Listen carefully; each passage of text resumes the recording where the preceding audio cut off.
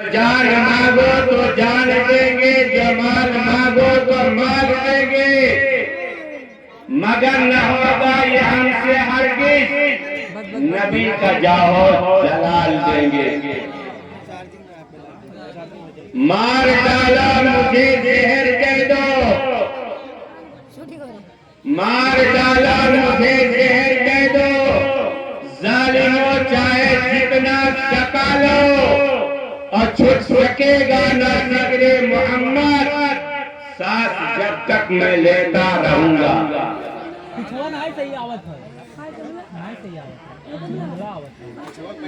گالیاں دینے والوں، گالیاں دینے والوں مجھے دو مگر، گالیاں دینے والوں مجھے دو مگر، ان کی جانب نہ توہین کی اور نظر، آج ان تک نہ آئے جلا دو مجھے، آج ان تک نہ آئے جلا دو مجھے، یہ دل زار عاشق کو منظور ہے۔ اب میں خطابت کے لیے ایک ایسی ذات بابرکات کو دعوت سخن دینا چاہتا ہوں جو رہنما قادریہ جامع مسجد کے خطیب و امام، مدرسہ فیضان شعیب الاولیاء کے مدرس حضرت علامہ مولانا افضل حسین صاحب قبلہ کو دعوت سخن دینا چاہتا ہوں۔ حضرت تشریف لائیں اور چند منٹ مخصوص انداز میں خطاب فرما کر مسلمانوں کے قلوب کو منور و مجلل فرمائے۔ حضرت کی شان میں کہنا چاہتا ہوں، دولت مسند اقبال کو خالی کر دو، دولت مسند اقبال کو خالی کر دو، کہ ابھی اسٹیج پہ محمد کا غلام آتا ہے۔ حضرت کے استقبال میں ہم اور آپ نعرے تکبیر و رسالت کی صدا بلند کر لیں۔ نعرے تکبیر، نعرے تکبیر، نعرے رسالت، مسلمانان اہل سنت، حضرت علامہ مولانا افضل حسین صاحب قبلہ، نعرے تکبیر، نعرے رسالت۔ آپ چلے گئے 3 منٹ سے رہا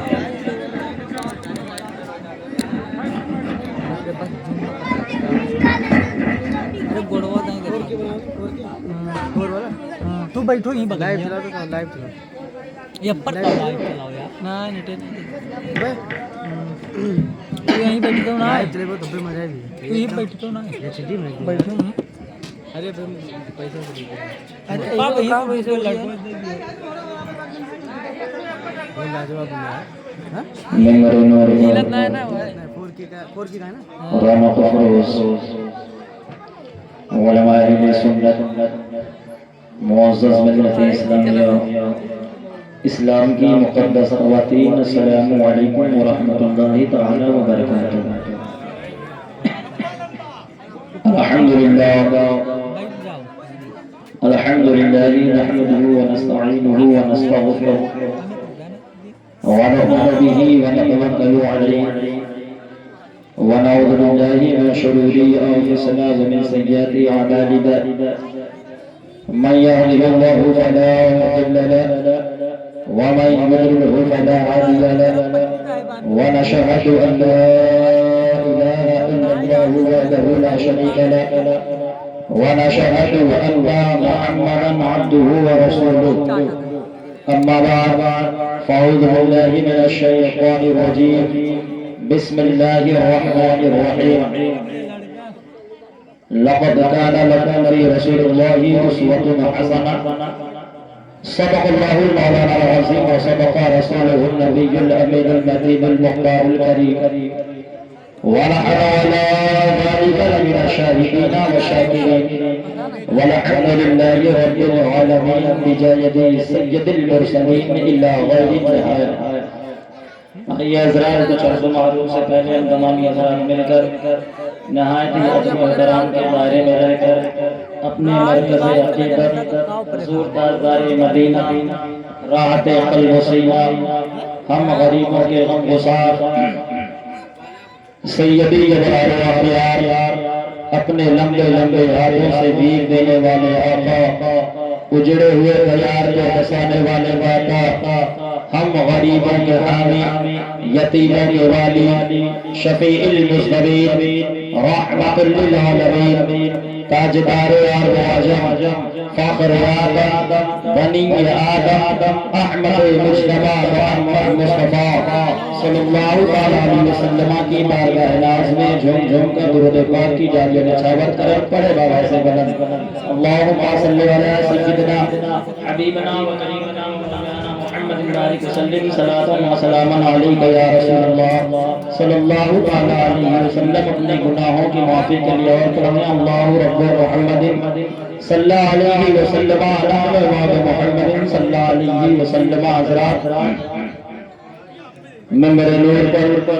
اب اپنی پیشانی کی نگاہوں سے دیکھ رہے ہیں اس پاک ممبر پر 5 ذاتیں جلوہ بار ہیں جن میں سے مخیر قوم ملت صوفی باصفا الحاج الشاہ صوفی عبدالعزیز صاحب دامت برکاتہ کی جلوہ گری ہے اور جو اہل منبر کی زینت ہیں علماء اہل سنت جن کی اس میں مبارک سے واقف نہیں ہوں لیکن الحمدللہ ان کی مقدس اور خوبصورت چہرے کی زیارت کرے اور ثواب دارین کو مالا مال ہو. حضرات آپ حضرات کو یہ بخوبی علم ہے کہ اس محفل کی ابتدا اس محفل کی آغاز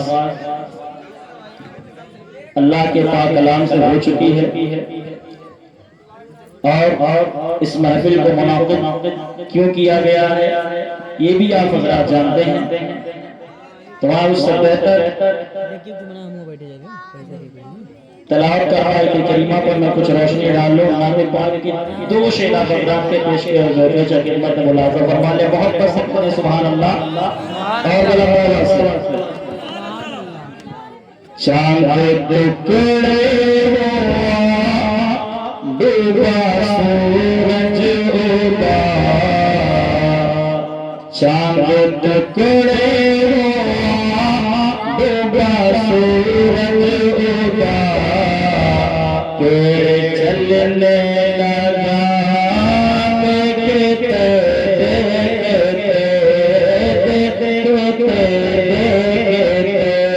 چاند ٹکڑے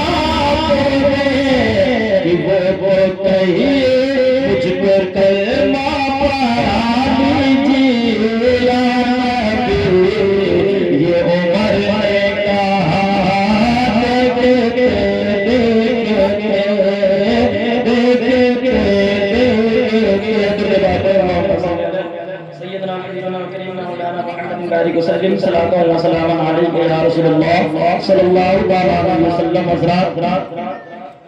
آج بھی پاک کی سرزمین سے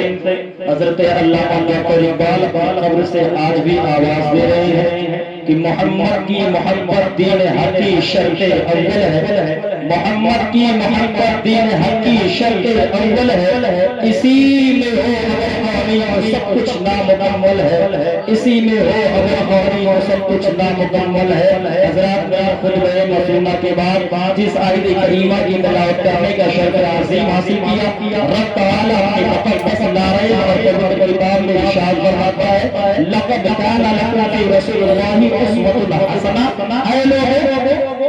تمہارے لیے میرے محبوب کی زندگی، تمہارے لیے تمہارے محبوب کی زندگی ہی بہترین نمونہ، نبی کریم صلی اللہ علیہ وسلم کی سیرت طیبہ پر چلتے ہوئے ہم اپنی زندگی بسر کریں، ہم اپنی زندگی دیکھیں، اپنی زندگی انہی کی سیرت طیبہ پر چلتے ہوئے عمل کریں، انشاءاللہ ہماری زندگی کامیاب ہو جائے گی۔ لیکن حالات بالکل اس کے برعکس ہو چکے ہیں، حالات بالکل اس کے الٹا ہو چکے ہیں۔ آج ہمارے گاؤں کا محاسبہ کر لیا جائے، ہمارے شہروں کا محاسبہ کر لیا جائے، ہماری سماجی کا محاسبہ کر لیا جائے، جہاں بھی ہمارے شادیاں ہوا کرتی ہے، چاہے وہ بچے کی شادی ہو یا بچوں کی شادی ہو، لیکن جتنی خرابات ہماری شادیوں میں پائی جاتی ہے شاید دیگر کاموں میں پائی جاتی ہو، ورنہ محمد رسول اعلان کہا کرتے ہیں اے لوگوں اپنی شادیوں میں خرابات کو ختم کر دو، اپنی شادیوں میں آسانیاں پیدا کرو، اپنی شادیوں میں آسانیاں پیدا کرو، اپنی شادیوں کو پاکیزہ بنا لو، اپنی شادیوں کو مؤثر بنا لو، اپنی شادیوں کو جیسا کہ میرے پاگل نے اپنی نور نظر اپنے جگر سجدہ تنبہ طاہرہ سادہ حوالہ سیدۃ النساء خاتون جنت فاطمہ الزہرا کی شادی کی تھی، اس انداز سے اپنے گھر میں شادیاں کر لو، اپنے بچوں کی شادیاں کر لو، اپنے بیٹیوں کی شادیاں کر لو، لیکن حالات کا جائزہ لیا جائے، اپنے گھر کا محاسبہ کیا جائے، اپنے سماجی کا محاسبہ کیا جائے، تو دیکھنے میں تو یہ آتا ہے آج ہم باہر اللہ رب العزت نے دولت و ثروت سے نواز دیا ہے، اللہ نے مال و زر سے نواز دیا ہے، اور اس دولت کے نشے میں آ کر ہمیں یہ خبر نہیں ہوتا ہے کہ ہمارے جسم پر لباس ہے کہ نہیں ہے، ہم اپنے ساروں پر اپنے ساروں پر اتر آتے ہیں، چاہے وہ ڈی جے کی شکل میں ہو یا ڈی جے کے سامنے ہو، وہاں پر بڑھانے کا وہاں پر عیاشیوں اور بےہودگی کا مناظر بےہودگی کا مناظر پیش کیا کرتے ہیں، اور اپنے گھروں کا جائزہ لے لے، ہماری گھر کی خواتین بھی چار دیواریوں کے اندر ایسے ایسے کام کو خوشی میں انجام دیتی ہے جس سے اللہ بھی ناراض ہوتا ہے اور میرا رسول بھی ناراض ہوتا ہے۔ ضروری کیا ہے؟ کچھ حالات ہم نے بھی خراب کیے اور کچھ حالات آپ سے بھی خراب ہوئے ہیں۔ بڑی معذرت کے ساتھ میں کہنا چاہوں گا، چھوٹی ہوئی ہوں کہہ لے چھوٹی منہ بڑی بات، ہمارے یہاں کسی بچے کی شادی ہوتی ہے، بھائی کی یا لڑکے کی شادی ہوا کرتی ہے، ہم بحیثیت عالم دین صحرا پڑھنے کے لیے جایا کرتے ہیں۔ پہلے یہ آپ بتا دیجئے الحمدللہ یہ گاؤں پاک ہو، بہتر ہو، جو ہماری شادیوں میں جو رسوم ہم نے پیدا کر لیا۔ اکثر جگہوں پہ دیکھا جاتا ہے کہ ہم مسلمان جب تک ہماری شادیوں میں ڈی جے نہ ہو تب تک ہماری شادی نہیں ہوا کرتی ہے، اور اس کا فائدہ اگر آپ روڈ پر کھڑے ہو جائیں، اگر کوئی وہابی دیوبندی ہے وہ برجستہ اعلان آ کر کہتا ہے اگر مسلمانوں کی شادی ہے، اگر ڈی جے ہے تو یہ سنیوں کے علاوہ کسی اور کا نہیں ہو سکتا، یہ سنیوں کے علاوہ کسی اور کا نہیں ہو سکتا ہے۔ تو بتائیں آج ہمارے اندر کی کوالٹی کیا ہو چکی ہے، اور اپنے گھر کا جب محاسبہ کرتے ہیں، ہمارے یہاں ایسے ہوا کرتا ہم نچلیوں کو بلوایا کرتے ہیں، اگر کوئی غیر ہماری بہنوں کو ہماری بیٹیوں پر بدنظری کرتے ہوئے دیکھا جائے تو ہمارے دل میں یہ غیرت پیدا ہوتی ہے کہ اس کی آنکھوں کو نکال لیا جائے، لیکن اس وقت ہم حیضہ مسلم ہماری غیرت کہاں مر جاتی ہے، ہماری غیرت کہاں مر جاتی ہے کہ ہماری گھر کی خواتین، ہماری گھر کی بچیاں اپنے ہاتھوں میں پیسے لے کر اٹھا کر جو اٹھائے رکھتی ہیں، اور وہ نچنیاں اپنا کوئی نہیں ہے، غیر محرم ہے، ان کی کلائچوں کو پکڑ کر ان سے پیسے پیسے لیا کرتا ہے تب اس وقت ہماری غیرت مرتی کہاں ہے؟ ہماری غیرت کہاں مر جاتی ہے؟ اور ایسے بدل لیجئے، اب اپنے اندر آ جائیں، ہم بحیثیت عالم دین کہیں یا بحیثیت عالم کہیں، ہم بھی جب کسی اسٹیج پر صحرا پڑھنے کے لیے جاتے ہیں نا تو وہاں پر بھی ماحول یہ ہے، ہمارے گھر کی خواتین بھی وہ پیسے اٹھا کر دیا کرتی ہیں اپنے ہاتھوں سے، اور ہم بھی لیا کرتے ہیں۔ تو اگر ہم بحیثیت عالم اگر اپنے سوسائٹی کو، اپنے معاشرے کو سدھار نہیں سکتے ہیں تو ہمیں کوئی حیثیت نہیں اور ہمیں کوئی حق نہیں ہے کہ ہم مذہب اسلام کو داغدار کرتے نظر آئیں۔ ہمیں کوئی حق نہیں ہے کہ ہم مذہب اسلام کو داغدار کرتے نظر آئیں۔ بڑی معذرت کے ساتھ جہاں معاملات یہ ہیں نا تو مجاز اعلیٰ حضرت بن کے ڈٹ جاؤ، مجاز امام احمد رضا بن کے کھڑے ہو جاؤ اور یہ کہتے ہوئے نظر آؤ جب اگر ان کی بارگاہ میں کوئی بادشاہ آئے، وقت کا حاکم آئے اور کہے امام احمد رضا ہم نے سنا ہے تم بڑی اچھے قصیدے کر لیتے ہو، تم بڑے اچھے شعر و شاعری کر لیا کرتے ہو، تو بڑی شان میں بھی کچھ شعر و شاعری لکھتے ہو، تو امام احمد رضا نے جواب دیا تھا، اے لوگوں سن لو، یہ امام احمد رضا کا طلب ہے، یہ اگر ہوتا ہے تو اپنے محبوب کی تعریف کرتا ہے، اپنے محبوب کی شان میں قصیدے لکھتا ہے، یہ کسی دنیا دار کی تعریف نہیں کر سکتا۔ لکھا کیا تھا؟ کرو مد ہے اہل قوی رضا، باعث بلا ہے میری بلا، میں گدا ہوں اپنے کریم کا، میرا دین پا رہے نا۔ پیسے ہوں چند ہوں لیکن غیرت کے ہیں۔ جہاں بے حیائی اور فحاشی کی بنیاد پر پیسے آئے تو مجاز امام احمد رضا بن کر کھڑے ہو جاؤ اور ایسے پیسوں کو اپنی چھٹیوں کی نوٹ پر رکھو۔ اگر ہم بحیثیت عالم دین ہے، ایسے سیٹ ہمارے چھٹیوں میں پڑے رہتے ہیں، ہمیں اس سے کوئی غرض نہیں ہے۔ اگر حقیقت میں اہل اللہ والا ہے، اللہ اس کے رسول سے محبت کرنے والا ہے تو یاد رکھے ایسے پیسوں کی ضرورت ہمیں نہیں ہوا کرتی۔ لیکن کچھ چیزیں اور بھی ہیں جو ہماری آبادی کے، میرا ٹائم ہو رہا ہے، دو جملے میں بول کے جاؤں۔ جو جہیز کے معاملات ہیں نا، ابھی حال میں دیکھو تقریباً 3 مہینے یا 2 مہینہ پہلے نوئیڈا کی سرزمین پر 6 بچیاں ایسی جگہ پہ پکڑی گئی، میں حیا کے پردے میں بولوں، نام نہیں لوں، آپ سمجھدار ہیں، خزانے اپنے سرندیہ سمجھ جائیں، 6 مسلم بچیاں پکڑی گئی ہیں۔ ان سے جب سوال کیا گیا آخر کس چیز نے تمہیں اس دروازے پر لا کے کھڑا کر دیا ہے، کس چیز نے تمہیں اس دروازے پر لا کے کھڑے کر دیا ہے، انہوں نے جملہ بولا تھا، انہوں نے ایک بات کہی تھی، اس پیڑ نے لا کر کھڑا کر دیا۔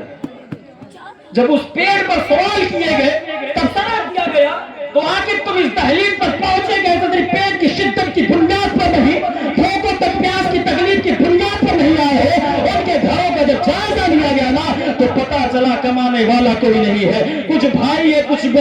بسائی بوڑھے باپ ہیں، ان کے یہاں رشتے آیا کرتے تھے، رشتے، لیکن دولت نہ ہونے کی بنیاد پر وہ بچیاں آج ایسی چوکھٹ کی دہلیز پر جا کر کھڑی ہو گئی ہیں، ایسی چوکھٹ کی دہلیز پر جا کر کھڑی ہو گئی ہیں۔ ہم اپنے آپ میں سیٹ بنتے ہیں، ہندوستان کا محاسبہ آپ نہ کریں، اپنے گاؤں کا جائزہ لے لیں، اپنے گھر کا جائزہ لے لیں۔ آپ یہ نہ دیکھ کہ ہمارے گھر میں کون غریب ہے اور میرے دروازے پر کون چڑھ کے میری مدد اپنی مدد کے لیے آتا ہے، مجھ سے مطالبہ کرتا ہے۔ اگر اللہ نے تمہیں دولت سے سرفراز کیا ہے، اللہ نے تمہیں دولت عطا کیا ہے تو اپنے گاؤں کا جائزہ لے، وہ تمہاری چوکھٹ پہ آئے نہ آئے تم اس کے دروازے پر پہنچ کر جاؤ، اس کے امداد کے لیے کھڑے ہو جاؤ۔ یاد رکھنا اگر اپنے پیسے سے اس کے تن پر دولہے دلہن کا جوڑا پہنا دیا اور جوڑے میں اللہ کی بارگاہ میں اپنے ہاتھوں کو دراز کر کے تمہارے ہاتھ میں دعا کر دیا، ابھی اس کی زبان بند نہ ہوگی، اللہ اس کی دعاؤں کو قبول کرتا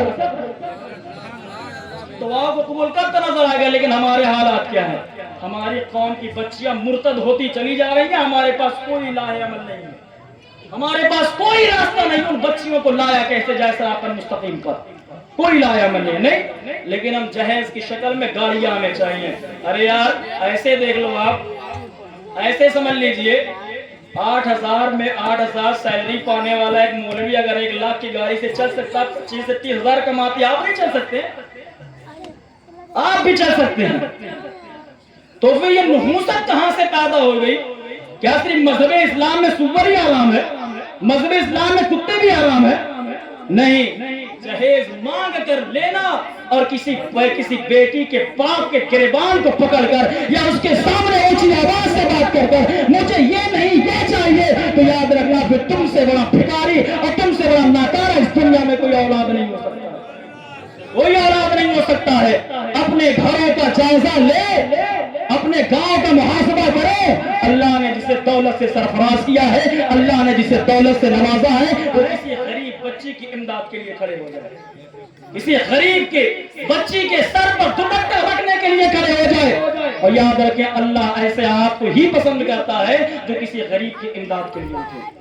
جو کسی بیوہ کا سہارا بننے کے لیے اٹھے، جو کسی بیوہ کا سہارا اور کسی یتیم کا سہارا بننے کے لیے اٹھے، اللہ ایسے ہی آپ کو پسند فرماتا ہے۔ بس اتنی سی باتیں لہٰذا رب خدا کی بارگاہ میں دعائیں والا جو کچھ بولنے میں خامی غلطی ہوں اللہ اسے معاف فرمائے اور ہم سبھی کو صراط المستقیم پر چلنے کی توفیق رفیدہ فرمائے۔ علماء اہل سنت کی بارگاہ میں میری معذرت ہے کہ 2 منٹ زیادہ ہو گیا۔ السلام علیکم، معاف فرمائے۔